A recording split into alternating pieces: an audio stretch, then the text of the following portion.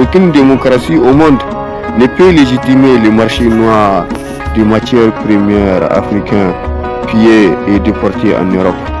Même si aucun psychologue au monde ne peut apaiser la conscience dérangée des gouvernements européens. Même si jadis, pendant la colonisation, aucune machine coloniale n'a rivalisé avec les ravages et le sadisme de la mission française conduite par le capitaine Goulet et Chaman. Même si aucune ingratitude au monde ne peut se comparer avec la tuerie et les massacres des tirailleurs sénégalais dans les camps de Tchare.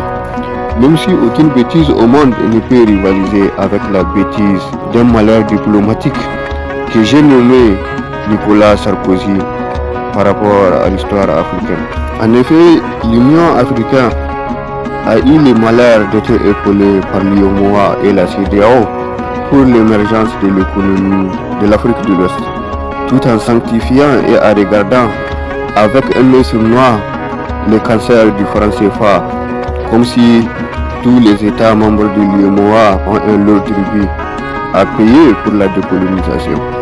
Au-delà de l'uranium nigérien, au-delà du pétrole tchadien, au-delà de l'or malien et au-delà du sang et de la sueur de la colonisation.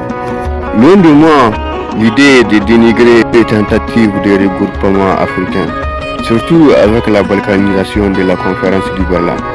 Mais force est de constater qu'avec la sponsorisation des moutons démocrates et dévoués aux caprices européens, aucune union n'est à l'abri de la politique du mouton espion de l'Occident.